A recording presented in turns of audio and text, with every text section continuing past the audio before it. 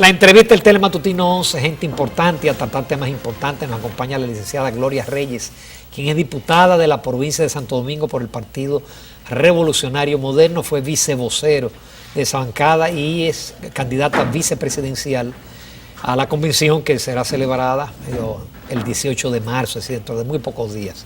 Bienvenida, encantada de tenerte en el programa, Gloria. Muchísimas gracias, para mí un placer poder estar aquí con ustedes y en este espacio compartir con el país. Gloria, diputada, que está jugando tu rol en el Congreso, ¿qué puede hacer un vicepresidente cuando van a ser 21 vicepresidentes? ¿Qué puede hacer? ¿Qué tarea puede asumir en un partido una persona joven que supone que está en la arrancada y en el ascenso dentro de la organización? Bueno, la verdad que el PRM, a pesar de venir de una larga historia, de una vieja casa, es un partido nuevo que tiene aún mucho por hacer, tiene muchas cosas que fortalecer y en este proceso parte de lo que queremos y lo que el partido se ha propuesto es eso, es crear un partido que sea un verdadero instrumento de cambio político en el país y para eso hay tantas tareas que se hace necesario que el presidente tenga un verdadero apoyo en estas posiciones que serían la vicepresidencia, porque yo soy de las que pienso, Ramón, que el liderazgo político debe ser ya mucho más horizontal, un liderazgo que delegue más, que se descentralice y que no sea todo en base a la figura presidencial o esa figura líder de una organización. Y en eso los vicepresidentes deben jugar un papel primordial. Tenemos un territorio amplísimo donde el partido necesita que nuestra dirección se conecte más con ese liderazgo local y yo lo he podido comprobar en estas semanas de recorrer nuestras provincias. Este fin de semana estuve en una extensa jornada en los municipios de Moca, Nagua y también en Azua justo ayer y la gente quiere que el partido se conecte más con los liderazgos de base. Y yo que he estado caminando y llevando algunas propuestas, entiendo que lo primero es que el PRM necesita recuperar lo que es esa conexión con el liderazgo nacional y el empoderamiento de esos liderazgos locales, que haya más representatividad de eso, de quienes están en cada provincia haciendo el trabajo por el partido, un trabajo que a veces no se conoce en toda la estructura gerencial del partido. Gloria, tú eres la diputada más joven que tiene el Congreso Nacional actualmente. Tú eres abogada. Así es. De la circunscripción. Y politóloga. Exacto, número 3. 5. Esos son los municipios de Los Alcarrizos y Pedro Brown, para que el país se edifique un poco. Okay. ¿Y qué te motivó a ti a participar en la política? ¿Tú te ingresas al PRM o estaba antes en el PRD? ¿Cómo viene ese deseo de participar? Bueno, yo vengo de esa tradición del PRD, también vengo de una familia con tradición política. Mi padre fue un líder con mucha actividad en esa zona de Los Alcarrizos y heredo esa vocación, pero yo diría que mi motivación principal siempre, desde muy niña, fue tratar de que el país sea más justo. Y quizás en esos momentos, cuando veía a mis padres en la actividad política, no entendía qué significaba la desigualdad social, pero sí la veía. Sí veía lugares donde la gente vivía en condiciones de mucha vulnerabilidad y escenarios donde había una situación económica mucho más holgada, donde la gente tenía mejor calidad de vida. Y eso desde niña me indignó y me inquietó mucho, me hizo vincularme a muchas acciones sociales y luego de ser ya una adulta, a pesar de que desde niña participé en todo lo que fuese activismo político y hoy que recordamos el nacimiento, el natalicio de Peña Gómez, de esos mítines, esas grandes caravanas, crecí viendo eso en mi familia, pero ya así como adulta con una conciencia ciudadana, decidí que tenía que hacer algo y que no era suficiente sentirme mal o criticar lo que no estaba sucediendo, funcionando de la manera correcta.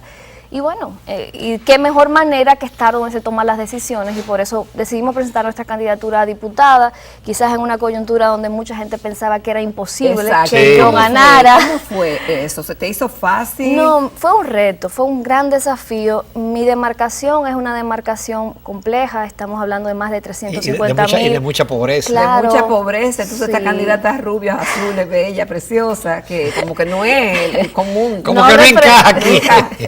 ¿Cómo mucha fue gente, eso? era un contraste Sí. real, porque a pesar de que yo vivo en esa zona desde los 2 años, vivo en el distrito municipal de Pantoja, aún resido ahí, mucha gente como que entiende que esa zona tiene características particulares, la gente que vive ahí, pero la verdad es que es una zona de migrantes y hay gente de todo el país que vive en estos sectores.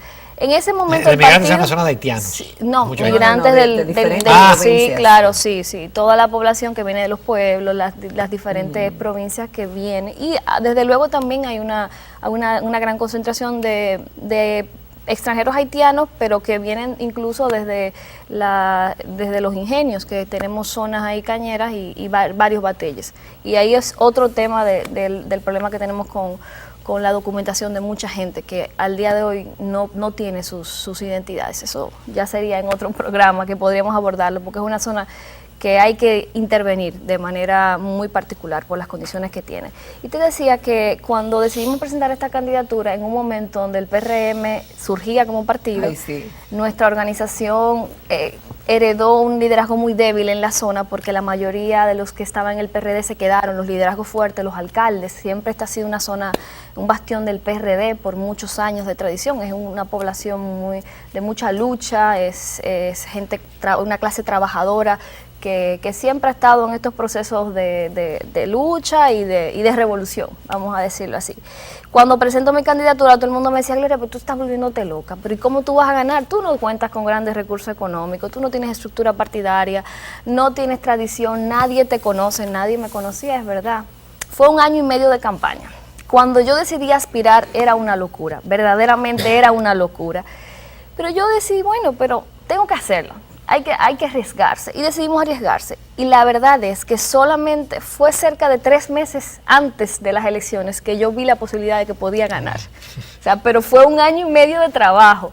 Desde luego, trabajamos mucho con propuestas. La gente decía, aquí nadie le va a interesar la propuesta, aquí lo que la gente quiere es que tú le arregles la casa, le compres el zinc, le lleves una canastilla. Y tú no tenías esto. Y yo no tenía esa plataforma para hacer, ni tampoco considero que es una práctica que nosotros debemos fomentar en la actividad política. Y de verdad preparé mis propuestas, hice mis brochures, comencé a ir casa por casa, contacté a mucha gente por las redes sociales. En ese momento a veces llegaba a los barrios y me decían, tú eres la candidata que sales en Facebook, porque aproveché la publicidad de redes sociales, que es mucho más económica. Y bueno, esas cosas que candidatos jóvenes sin muchos recursos tenemos que hacer, innovar, establecer estrategias diferentes que nos permitieran como que la gente pudiera identificar algo que era novedoso.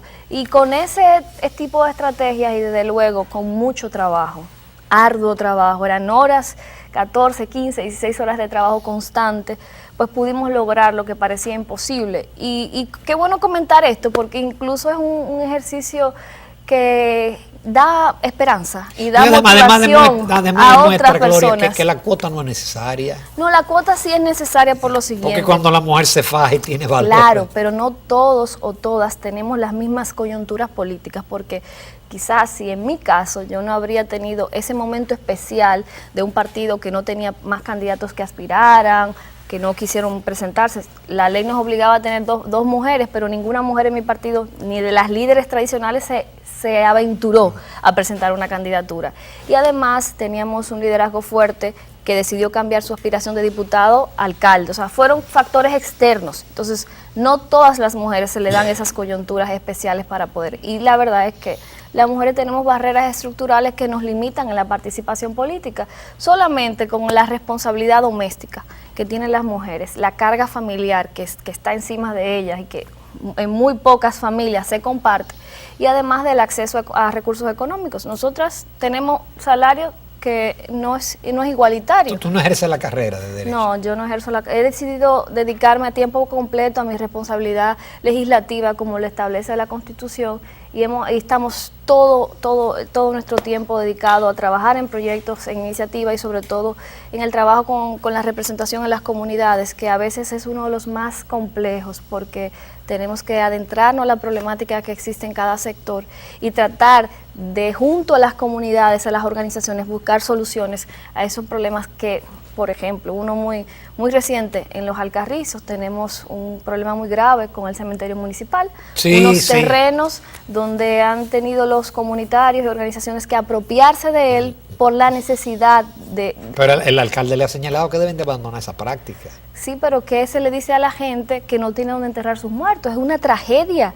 ¿Y cómo tú le dices a un ciudadano, bueno, no tengo, yo soy el alcalde, yo soy el ayuntamiento responsable de suplir esta necesidad al municipio, pero no la tengo, entonces tú no puedes enterrar a tus muertos ahí, entonces ¿qué haces? ¿Te quedas con ellos en la casa? Si no hay.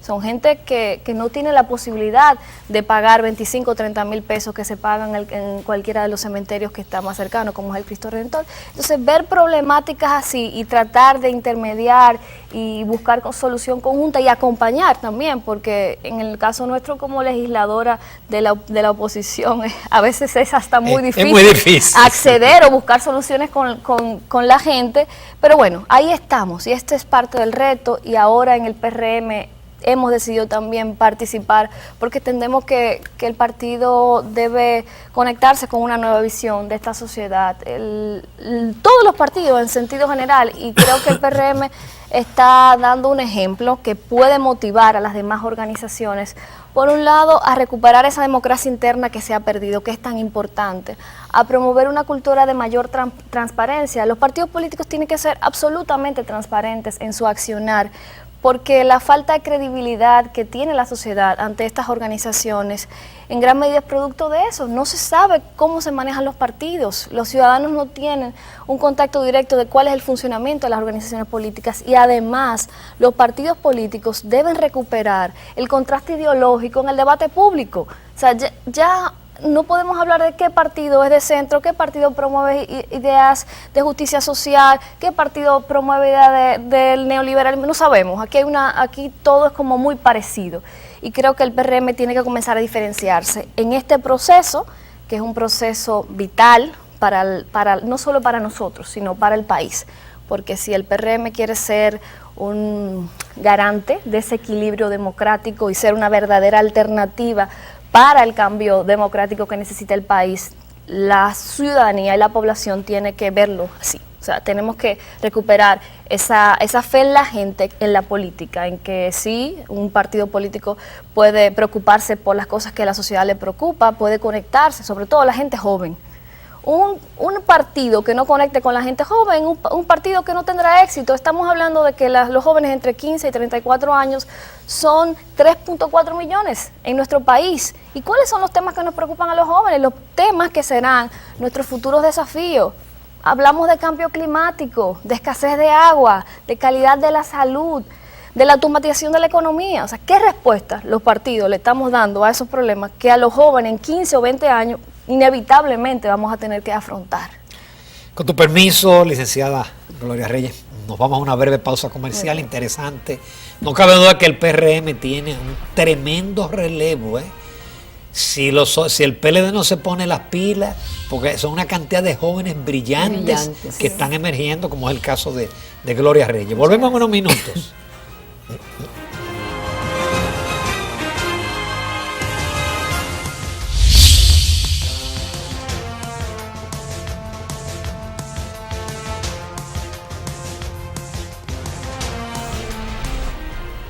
Continuamos en Telematutino 11 esta mañana conversando con la licenciada Gloria Reyes. Es abogada y politóloga y la diputada más joven del Congreso actualmente. Ella es del partido, representa el Partido Revolucionario Moderno por Los Alcarrizos y Pedro Brán y Pantoja. Pedro Brán y Pantoja. Gloria, hace unos meses tú hiciste una declaración que no sabemos cómo cayó en tu partido. En el sentido de que tú creías en el relevo, incluso que lo veía que en el 2020 debería haber una tercera opción presidencial en tu partido que no fuera ni Hipólito Mejía ni Luis Abinader. Cuéntanos, a ver, tú te estás riendo mucho, parece que eso fue una bomba. Bueno, ¿qué te digo? Yo estoy muy convencida de que la política necesita de nuevos actores y que el PRM en gran medida es un escenario idóneo donde ese nuevo liderazgo puede cultivarse, puede promoverse. Y en ese momento yo hice esa reflexión en el siguiente sentido, de que una organización política no puede ser solo dos personas, sino que esto es un espacio donde se debe abrir a la diversidad, a que gente pueda también crecer y que por las razones que nos dieron origen, nosotros como organización nos tocó adelantarnos y asumir un proceso en el cual se hizo en base al consenso, esos dos liderazgos fuertes que tiene nuestra organización, pero que yo aspiraba a que no fuera solo eso, sino que se dieran las condiciones para que otros líderes también pudieran aspirar, y creo que de eso se trata, que el electorado pueda tener también las opciones para poder decidir quién les representa mejor. Y en ese momento, hace unos meses, quizás estábamos aún muy distantes de esta realidad que hoy vemos en la convención, y creo que el tiempo me dio en gran medida la razón. Pero tú sigues pensando igual. No, yo sigo pensando igual desde el punto de vista de que el partido tiene que permitir que la gente compita y que surja nuevo liderazgo, que es lo que estamos haciendo, y por eso vemos... No es lo que están haciendo, porque hubo un acuerdo entre los dos grandes líderes. Pero, y eso ha creado, dice la prensa, por lo menos del fin de semana, que hay algunos que se han revelado a seguir la línea, aunque sean simpatizantes de esa facción, se han revelado a apoyar el candidato que se le quiere imponer. Bueno, yo no diría que imponer, porque cuando se habla de un proceso... O que se le sugiere. Sí, porque mira por qué yo lo digo. Porque desde luego que los liderazgos van a querer incidir e influir, porque si tú eres líder, tú quieres influir, de eso se trata, el liderazgo e influencia. Y los líderes, en este caso don Luis y don Hipólito Mejía, decidieron cuáles eran sus candidatos y se lo presentaron a la militancia, pero no es una imposición, porque la militancia va a votar y el voto es secreto y nadie va a ver cuando un militante esté en su urna votando. Al final, ¿qué es lo bueno y qué es lo positivo que tiene este proceso? Que a pesar de que ese liderazgo tiene sus preferidos, hay 5 y 6 candidatos más aspirando y están recorriendo el país. O sea, hay una competencia real en el PRM. Sí, ¿tú crees que, porque algunos dan por sentado de que los escogidos, Carolina Mejía y José Ignacio Paliza, serán los presidentes y el secretario general? Ahora bien, ¿tú piensas, en base a lo que tú acabas de decir anteriormente, que pueden haber sorpresas el 18 de marzo? Mira, yo creo que tanto la figura de Carolina como la figura de Paliza han caído muy bien en las bases del partido. Es lo que yo he podido recorrer. ¿Es un relevo? ¿Es una forma de relevo? O sea, al margen de que sea el consenso de Luis e Hipólito, es una fórmula que la gente la ha aceptado muy bien, no solo dentro del partido, sino hacia afuera. Y considero que al día de hoy tiene la mayoría de simpatía en el partido. Que eso no significa que no pudiera ser otro el resultado, porque estamos a 12 días de la convención de nuestro partido y bueno, se han visto muchas cosas en política, que de repente los números te dan una encuesta y al final es otro el resultado, pero al final yo te diría, la militancia es la que tendrá la sabia decisión de escoger quién debe representarles mejor. De manera muy particular considero que para el partido Paliza y Carolina tienen las condiciones, los conozco a ambos, son personas que tienen una trayectoria política, en el caso de Paliza un gran trabajo legislativo, en el caso de Carolina que ha estado en los procesos de gerencia de las últimas campañas presidenciales y justo en las elecciones pasadas también como candidata vicepresidencial, y me parece una fórmula que nos ayudaría a avanzar mucho como partido. Y claro, tenemos otros candidatos con condiciones que serían una gran representación para nuestra organización, pero a mí me parece que es importante, y sobre todo si hace unos meses hablamos de renovación y de cambio, debo seguir con esa visión y ser muy congruente con esto que estamos planteando de lo que el partido necesita. Tú trataste marginalmente en el otro segmento el caso de cómo se conforman los distritos donde tú eres, que representa, de que personas que vienen del campo, pero que también hay indocumentados, y el tema de los haitianos se ha puesto sobre el tapete. Inclusive el propio Luis Abinader propuso enviar 8.000 efectivos a la frontera. Entonces, ¿cuál es tu visión o tu visión micro de lo que ocurre en tu zona, tu región, con el caso de los indocumentados? Bueno, lo primero es que la ley de inmigración no se aplica. O sea, nosotros no tenemos los controles para primero, regular el ingreso de los indocumentados al país y en segundo lugar, ni siquiera saber dónde están los que pueden llegar de manera legal. Yo siempre hago esta anécdota. Yo estuve un año estudiando en Madrid, haciendo una de mis maestrías, y cuando yo llegué a Madrid, lo primero que tuve que hacer fue llevar mi contrato de alquiler del apartamento y mi visa al ayuntamiento para empadronarme como extranjera. En eso, el ayuntamiento se toma unos días, me entrega un papel, voy con este papel a la policía y otros documentos para que me tomen mis huellas. Como extranjera, estudiante, que iba a estar un año en ese país, a 2 o 3 meses, la policía me entrega un carnet de extranjería. Y ahí todo el registro mío está documentado. Nosotros tenemos aquí un desorden por completo en todo el sentido de lo que es la migración, no solo de los vecinos, nuestros hermanos de Haití, sino de los que vienen, de que cualquier ruso, venezolano, de manera ilegal, sin las debidas medidas y los permisos de lugar, está aquí por 1 año, 2 años, y no hay control sobre eso. Y creo que tanto el gobierno dominicano debe asumir con mucho más responsabilidad la aplicación de la ley, porque la ley de migración está ahí, no importa los planes, los proyectos que se hagan, si no se tiene esa voluntad y vamos a decir, ese seguimiento de que las cosas se hagan de la manera correcta. Luis le propuso no 800, 900 militares, necesitamos 9.000, porque esto es un tema serio, un tema que debemos asumir con responsabilidad y que el gobierno dominicano tiene que darle una respuesta efectiva a la ciudadanía. Dolores Reyes, muchísimas gracias, muy impresionado con tu participación.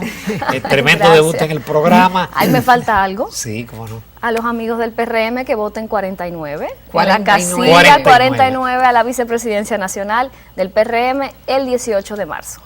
Número 49. Éxitos. Muchas gracias. Nos vamos a comerciales, amables televidentes. En el próximo segmento vamos a hablar de educación con la licenciada Maribel Carballo, la directora del Colegio CEMEP.